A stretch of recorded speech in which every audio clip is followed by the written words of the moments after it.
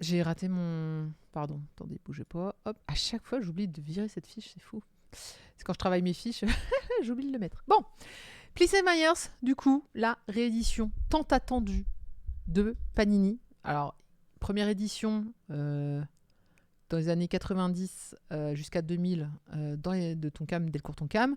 Et donc, pour un manga qui date de 88, de souvenirs, et réédition donc en grand format, Perfect Edition, nouvelle traduction, nouveau logo de Saki Iwatari, donc aux éditions Panini, pour une édition qui comptera que 12 tomes au lieu des 21 habituels. Nous sommes... À quelle année j'étais en 5e, moi? Attends, 5e, t'as 12 ans. Ouais, 12 ans. On est en 94, 95 par là. Je vais chez mon libraire habituel. Et mon libraire habituel, il vend un truc qui est ce qu'il appelait Manga Mania. Et en fait, c'était un fascicule. Vous savez, c'était un peu une sorte de magazine vendu avec une VHS. Une cassette vidéo pour les plus jeunes.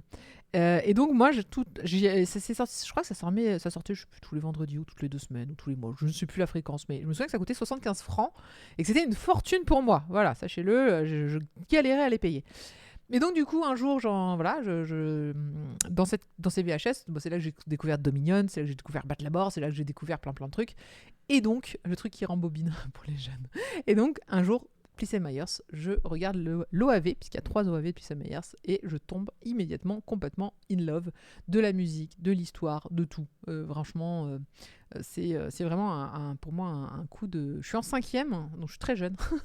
Mais je l'ai déjà des mangas depuis longtemps, et même si on est en 94 ou 95. Et là, je me dis, mais cette histoire, c'est l'histoire de ma vie. Faut absolument que je veux tout savoir, je veux qu'on m'explique, je veux.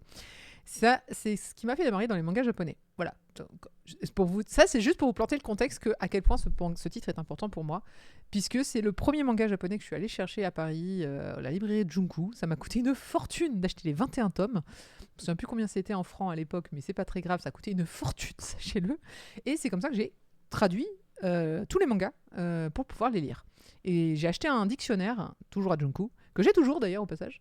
Et j'ai littéralement, j'ai compris que le japonais c'était un abécédaire et j'ai transcrit tout l'abécédaire en lettres romaines. Et après, j'ai pris mon petit dictionnaire et j'ai essayé de comprendre chaque kanji, chaque machin.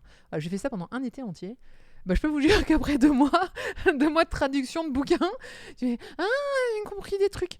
Voilà. Et donc, ma base de japonais vient complètement de là.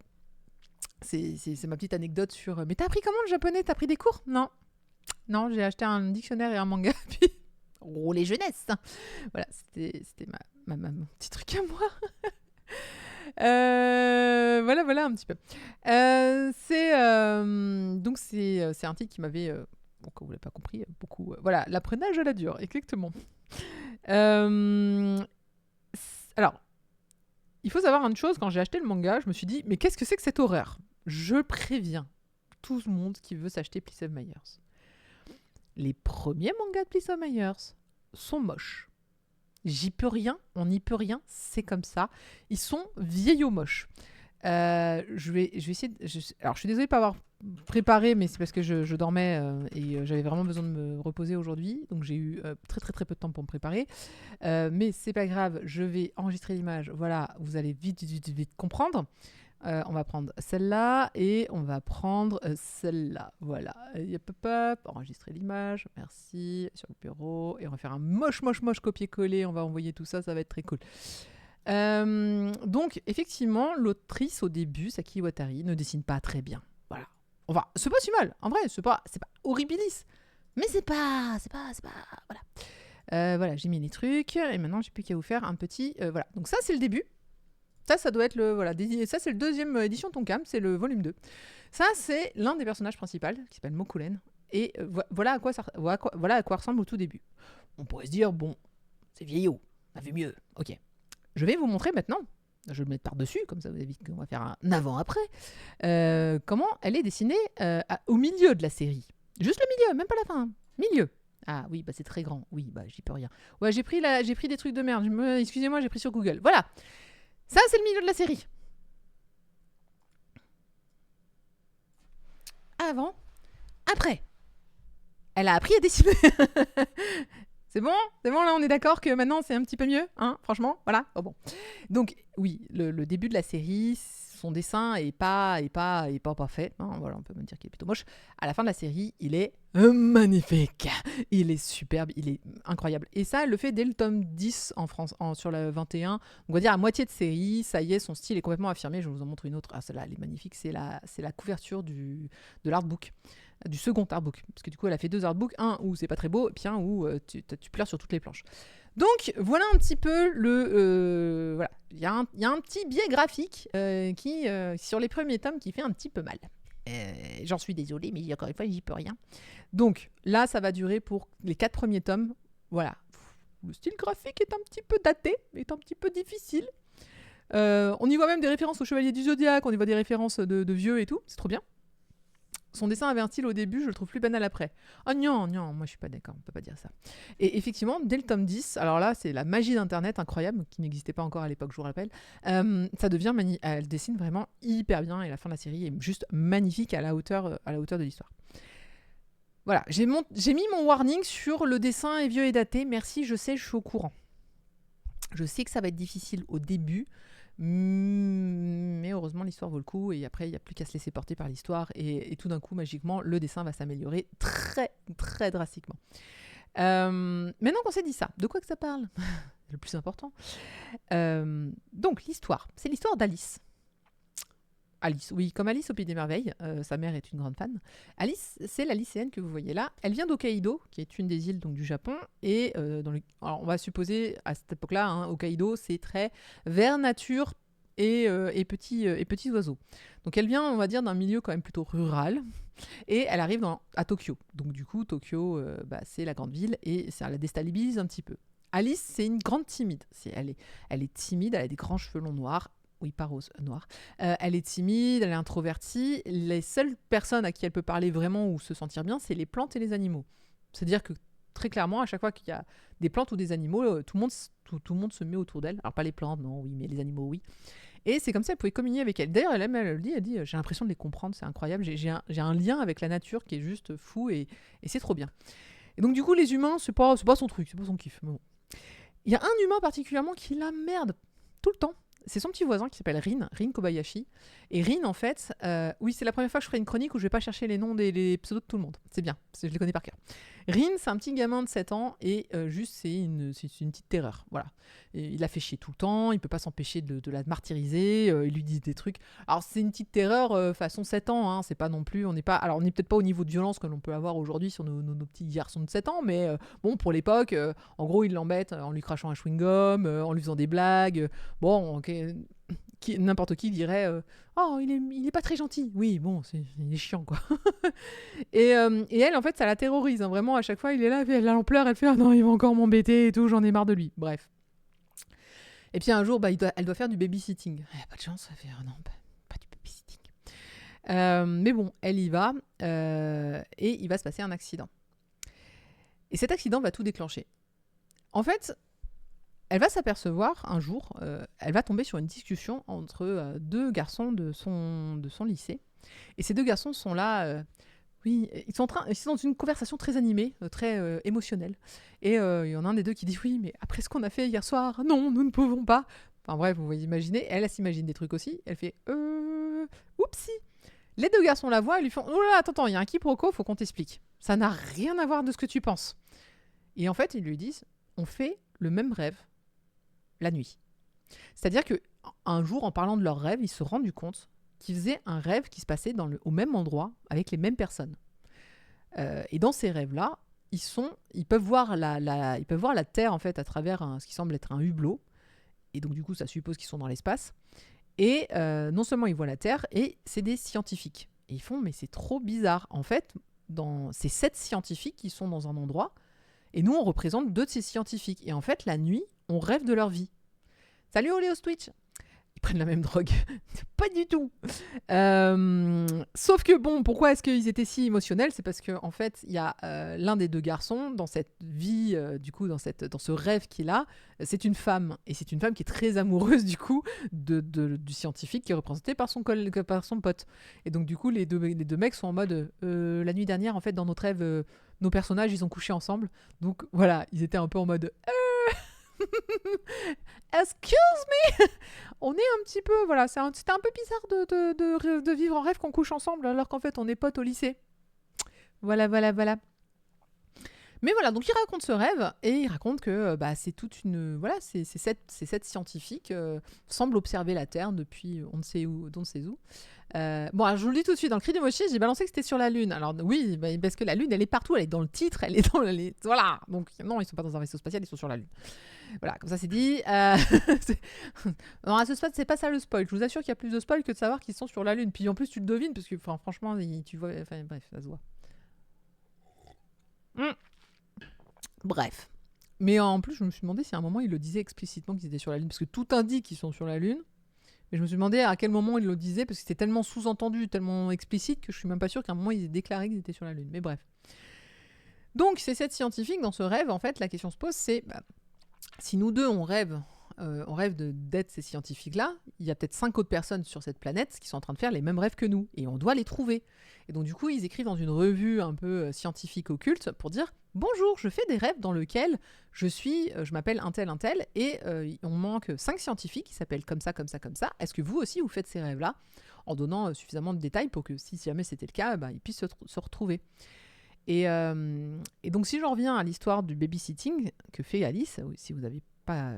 Donc il se passe un accident pendant ce babysitting, et en fait ça va déclencher un truc, c'est que Alice va commencer à elle aussi à faire ces rêves-là, dans lesquels elle est l'une des scientifiques, justement parmi le groupe. Et là où ça devient un peu flippant, c'est que suite à cet accident, je ne vais pas en dire plus, mais il y a un accident pendant le babysitting avec Rin.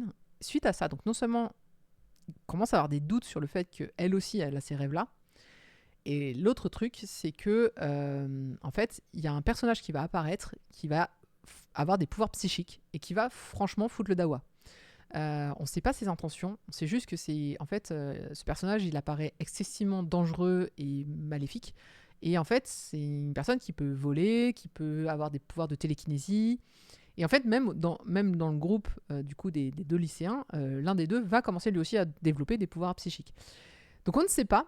Apparemment, ça serait voilà, quel est le lien entre les rêves et entre la réalité? C'est peut-être une fausse lune comme dans Doctor Who. Des persos qui font des rêves en commun, ça me rappelle la nuit des enfants rois. Ah, alors c'est une thématique que tu peux retrouver dans pas mal de romans et de BD. Donc du coup, à vous de trouver, et c'est vraiment toute l'histoire, sur, premièrement, c'est quoi ces rêves, d'où ils viennent, pourquoi ils sont là, etc. Comme je le disais, si vous essayez de voir les OAV, le titre français de la série qui avait été prise, qui n'était pas Plissé Myers, il y avait un titre français, d'ailleurs qu'on a dû voir tout à l'heure quand j'ai copié-collé, et complètement spoilant sur le pourquoi du comment. Mais bon, c'est pas grave. Donc, d'où viennent ces rêves? On va très très très vite comprendre. Et surtout, qu'est-ce qui s'est passé? C'est-à-dire qu'en fait, comme je le disais, non seulement il y a cette espèce de personnage assez maléfique qui va commencer à apparaître dans l'ombre et mettre des bâtons dans les roues de tout le monde, absolument tout le monde, enfin le groupe de potes là qui va commencer à se former, parce que vous en doutez, on va trouver d'autres personnes qui font ces mêmes rêves et on va finir par réunir les 7 scientifiques. Et surtout, chaque scientifique a un bout du rêve. C'est-à-dire qu'il a un bout de la vision du personnage, du scientifique donc, sur ce qui s'est passé sur la Lune. Qu'est-ce qui s'est passé ? Du début à la fin, on va dire ça comme ça. Parce qu'il s'est passé quelque chose de tragique là-bas. Il s'est passé quelque chose de tragique pour ce groupe, il s'est passé des choses. Et en fait, tout au long des 21 tomes, vous allez avoir des brides de souvenirs qui vont se débloquer en fonction des personnages. Alors le problème, c'est que le personnage qui détient le plus d'informations et qui malheureusement va bloquer complètement cette histoire-là et va mettre de côté en disant non, je n'entends rien, je ne vois rien, je refuse de faire ces rêves-là, c'est Alice. Et donc, du coup, c'est elle qui est un des personnages principaux justement de l'explication, va nous faire attendre et languir pendant pas mal de tomes avant de donner sa version de l'histoire. Donc franchement, c'est bien mené, c'est coucou Péna, c'est bien mené, c'est l'une des histoires de science-fiction que j'ai eu le plus de passion à suivre et à lire pendant toutes ces années. Je suis vraiment hyper contente donc du coup que ça revienne. Je vous recommande, alors j'avais dit si vous pouviez voir les OAV avant, les OAV sont magnifiques, que ce soit la musique, que ce soit le chara designer, enfin franchement ces OAV, elles sont délicieuses à voir. Elles font les 10 premiers tomes. Donc du coup, les 5 premiers tomes en version... Vous avez compris, la partie moche, en fait, elle est vachement belle dans les OAV. Moi, j'invite vraiment à regarder les OAV. Malheureusement, pendant le cri du mochi, Caro m'a dit Marcy, tu ne peux pas dire ça parce qu'en fait, ils sont plus disponibles nulle part. Ah désolé, je ne le savais pas. Ils sont sortis en DVD, vous pouvez toujours les trouver en occasion. Moi j'ai regardé sur Le Bon Coin et Vinted, il y en a plein. Voilà, hein. Donc si vous voulez les voir, c'est possible, c'est disponible. Mais effectivement, il n'y a plus de plateforme légale a priori. Alors après, je ne sais pas s'il y a encore des droits, des pas droits. Moi j'ai regardé, effectivement, tu les trouves sur des plateformes un peu partout. Genre en version complète, j'étais là en mode c'est freestyle, c'est gratuit, c'est normal, c'est piraté, est-ce que c'est tombé dans le domaine public, je n'en sais rien, plus personne n'est là pour réclamer. Mais bon, en tout cas, moi je les ai en VHS et je les ai en DVD. Donc, personnellement, si vous voulez venir les voir chez moi, il n'y a pas de souci, je les ai. J'ai même le vinyle, je l'ai montré au Kirimochi, alors je l'ai rangé depuis, mais j'ai même le vinyle, j'ai tous les CD, j'ai la totale, j'ai les goodies j'ai acheté tous les magazines de prépublication pour avoir tous les goodies de Plissé Myers de l'époque. Vraiment, mais quand je vous dis que je suis fan, je suis jusque là. Donc les OAV, si vous avez l'occasion de les voir, elles sont vraiment top. Il y a 3 OAV, un film et il y a un 4e OAV qui était sorti après. Mais je crois qu'ils n'ont pas couvert toute la série, ils ont fait que des morceaux. Et il y a surtout des clips musicaux. Bon, vous allez vous spoiler si vous allez les regarder malheureusement. Mais alors sinon sur Deezer ou sur Spotify, vous avez les albums. Donc n'hésitez pas à les écouter, ça vous mettra un petit peu dans l'ambiance. Mes musiques préférées, on disait qu'il y a une partie qui était chez Yoko Kanno. Vraiment, une grosse partie de mes musiques préférées sont clairement dans Plissé Myers. Enfin, ça littéralement, je me suis abreuvé de ces musiques-là pendant des siècles et des siècles. Ouais, non, des décennies. Je peux dire des décennies. Je peux pas dire des siècles. Il y a que des points forts, je vois pas de points faibles dans cette histoire, donc je vais pas vous sortir des points faibles. Si, le point faible, c'est le dessin au départ, qui est, voilà, daté. Ouais, ok, très bien. C'est bon, on peut arrêter là-dessus. Oui, soirée OAV chez moi. Je suis d'accord. Surtout si pour vous montrer cette incroyable série. Il y a... Non, c'est tout. Ouais, non, il n'y a que du positif. Faut la lire, faut la regarder. En plus, donc, on va avoir une édition 12 tomes, ce qui est plutôt raisonnable. 14,99 €, ça vous fait à peu près le prix d'un... C'est un prix d'un tome double, si c'était... Ils ont refait la traduction, forcément, parce qu'ils ont pris les droits. Donc, la traduction est Noé Garrigos. Alors, j'ai pas senti une grosse... j'ai pas senti une grosse différence aujourd'hui. Et j'ai pas vérifié, parce que, en fait, mes mangas à moi, ils sont dans l'autre appart. Donc, du coup, j'ai pas eu l'occasion de les regarder. C'est très drôle, parce qu'en fait... À l'époque, donc, je vous dis, vous cogitez beaucoup sur le scénario en mode mais qui est qui ? Qui est le scientifique et quel scientifique ? Et surtout, est-ce qu'il y en a qui mentent ? Est-ce qu'il y en a qui mentent sur le contenu de leurs rêves ? Parce que c'est possible. D'ailleurs, c'est ce qui va se passer. Il y en a qui vont... Voilà, il y en a qui vont... Enfin, il va y avoir une grosse intrigue, thriller un peu... non, pas thriller, mais il va y avoir une grosse intrigue sur ce qui est vrai, ce qui n'est pas vrai, qui se fait passer pour qui, parce qu'encore une fois, personne ne peut juger de ce qu'il y a dans vos rêves, personne ne peut aller vérifier si vous dites la vérité ou pas. Non seulement sur ce que vous rêvez, et puis sur le contenu de vos rêves, et puis sur des petits détails de scénario. Genre, ah oui, et t'as vu machin, et en fait, il a fait quoi dans ton rêve à ce moment-là ? Ah, bah, il a fait ça. Ah bon, il a fait ça. Oui, il a fait ça. C'était faux. Et donc, moi, j'étais à fond dedans. Moi, j'étais là en mode, oui, tiens... Donc machin et machin, enfin tel scientifique et tel personnage rêve de tel personnage, et en fait j'avais tout faux, et en fait la réalité était dans le générique de fin. Je me souviens avoir vu le générique de fin où il te montre en fait le scientifique et celui qui rêve, qui a ses rêves, et j'étais là et quand j'ai compris. Voilà. Pour ceux qui ont vu le générique de fin et qui ont compris de quoi je parle, et ben voilà. Et si vous n'avez pas compris, on en reparlera quand il y aura au moins 1 ou 2 tomes ou 3 tomes de sortie et que ce spoil-là sera révélé. Mais sinon, faites gaffe au générique de fin des OAV. Elle vous raconte, elle vous dit qui est qui, et donc du coup les mensonges tombent à ce moment-là. Bon, bref. Je te crois pas du tout, Orange. Je sais que tu vas l'acheter. Bah, en plus, t'aimes bien la science-fiction, toi. Non, t'aimes pas la science-fiction ? Depuis le temps qu'Orange, tu me dis « Ah, il n'y a pas trop de mangas sympas en ce moment, je sais pas quoi lire. » Et là, je t'en sors une merveille incroyable. Et tu ne la lirais point. Je ne te crois pas. Je ne te crois pas. Bref, très jolie d'ailleurs couverture qu'ils nous ont fait avec un. Il y a du vernis sélectif. Donc, bon, il y a un gros pâté de vernis sélectif, mais il y a du vernis sélectif sur les titres, sur machin. Il y a même du vernis sélectif entièrement. Et puis, ouais, il est très chouette. Vraiment, en plus, c'est souple. Donc, franchement, je me suis dit. La seule chose que ça manque, c'est que. Alors, il y a une illustration couleur au tout début. Bah, ça tombe bien, c'est celle que je vous ai montrée tout à l'heure. Donc, comme quoi, j'ai montré la bonne illustre. Moi, j'ai eu un marque-page dedans. Un petit marque-page qui était fort sympathique, qui est, je ne sais pas où, parce que je ne le trouve pas là-dedans. Et je sais que par contre, il y a 2 cartes postales qui vont être vendues, avec. Donc du coup, il y aura. Et puis ils ont mis des petites illustrations à la fin, ça j'aime bien. Bah, on retrouve encore une fois là, je sais dessiner, avec notamment ce personnage-là qui fera chavirer tous les cœurs. Vous avez compris, c'était le personnage qu'on voyait tout à l'heure. Voilà, c'est pour ceux qui n'ont pas compris que c'était sur la Lune. Et d'autres illustrations qu'on avait. Donc ça, c'est Rin, c'est le petit garçon de 7 ans. Du coup, qui va évidemment être au cœur d'un truc. Ah, mais elle est là, je t'ai trouvé. J'ai eu un petit truc. Comme quoi. Mais oui, en e-book. Ça marche aussi en e-book. Sur toutes les plateformes légales, évidemment. Donc voilà un petit peu pour Plissé Myers. Je vous aurais bien montré des trailers. Je suis allée regarder s'il n'y avait pas des petites vidéos qui permettaient au moins de voir le trailer des OAV, etc. J'ai rien trouvé en français. J'ai trouvé que de la merde en anglais. Tout est archi daté, très mauvaise qualité. J'ai fait bon, je vais pas leur montrer ça, ça va leur faire peur. Mais c'est vrai qu'il y a pas mal de. Je me suis dit au pire, je trouve une AMV ou quelque chose. Mais en fait, je me suis dit ouais, laisse tomber, ça va spoiler de fou. C'est une série qui est facilement spoilable alors qu'il y a plein d'éléments qui sont très très cool à découvrir et à découvrir et à voir. Alors le titre Please Save My Hearth, donc s'il te plaît sauve ma terre, beaucoup Ochikyu Mamote, c'est exactement la traduction littérale. C'est protège. Alors Mamote c'est plutôt protéger, mais c'est protège ma terre effectivement, puisqu'il y a une raison à ça. Voilà. Mais il y a toujours une histoire de protection de planète dans les science-fiction, hein. C'est fou ça. C'est leur mood. Non, Sailor Moon, est-ce qu'elle protégeait la Terre, Sailor Moon? Non, Sailor Moon ne protégeait pas vraiment la Terre. Elle vivait sur la Lune. Elles ont dû se croiser d'ailleurs, là, les deux. Bref. Eh ben super, merci Great Blind Mode. Je suis content. Les gens qui. Alors, évidemment, si vous le lisez, dites-le moi. Dites-le moi. Si vous les achetez, n'hésitez pas à me faire une petite photo, ça me ferait hyper plaisir. Alors là, vous pouvez pas savoir après, en plus, ce titre-là, vraiment.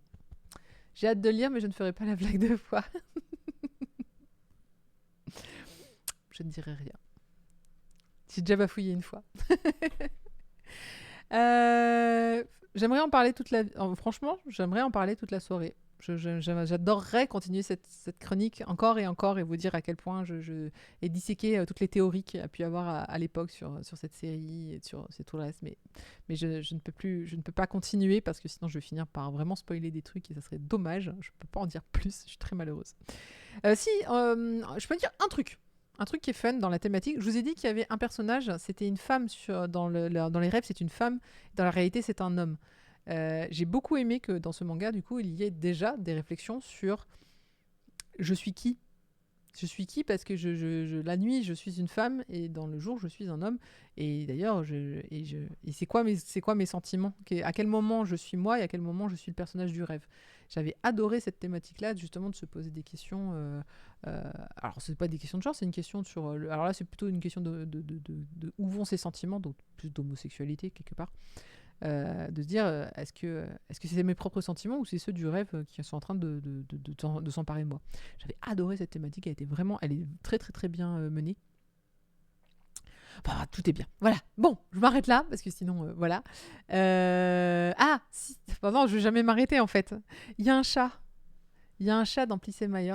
Alors, il faut que je vous le montre. Je pense que ça va être le. On m'a dit un argument de vente pour Plissé Myers. Je pense que le chat est pas mal. Faut juste que je vous trouve une petite illustration du chat comme ça. Alors le chat s'appelle Nia. Et là vous allez me dire Nia, ok. Alors Nia, c'est littéralement il s'appelle Miaou. Hein, donc voilà. Alors attendez, Cat. Si je mets Cat et pas Nia parce que voilà. Donc Nia, voilà. Enregistrer l'image. Il faut au moins que je vous le montre. Et je vous le montre. Voilà, il a toute une histoire, Nia. Voilà. Nia est un chat géant. Voilà. Oui, je vous ai dit, la lune, elle est partout, donc à un moment. Voilà, donc ça, c'est Nia. Et c'est un des meilleurs personnages de la série. Et là, vous allez me dire, comment ça, il y a un chat géant? Bah écoutez, on parle de 7 scientifiques qui sont sur la Lune. Pourquoi ils n'auraient pas un chat? Voilà, exactement. C'est pas un chat, c'est un chat. Exactement, coucou Cordy. Donc voilà. À la limite, euh, vous... Et lui, là, il dort avec. Hein. C'est un chat futon. Voilà. Il est vivant, hein, le chat. Il met des lunettes de soleil et tout. Il se déplace sur deux pattes. Et il protège une vieille sorcière grincheuse. Non, pas celui-là. Donc voilà, si vous fallait un argument pour lire Place Myers, Nia apparaît à partir du tome 10. Un truc comme ça, pas trop loin. Voilà, et ce fut un de mes personnages préférés, qui a une histoire incroyable. X, il dit que le chat, c'est un thug. Il dit ça à cause des lunettes de soleil. Bon, là, il les a pas, les lunettes de soleil. Je sais pas si j'ai l'illustration où on a les... J'ai l'illustration... voilà, alors je l'ai, mais elle est toute petite. Je l'ai, mais uniquement en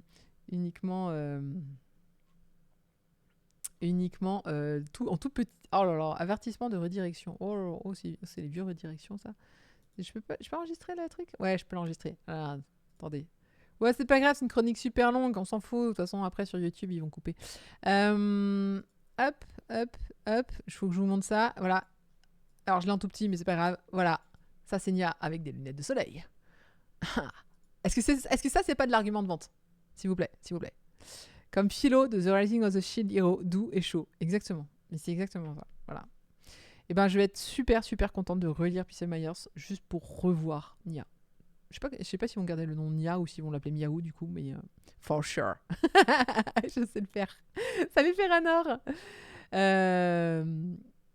Mais oui, ailleurs, c'est exactement ça. C'est le même.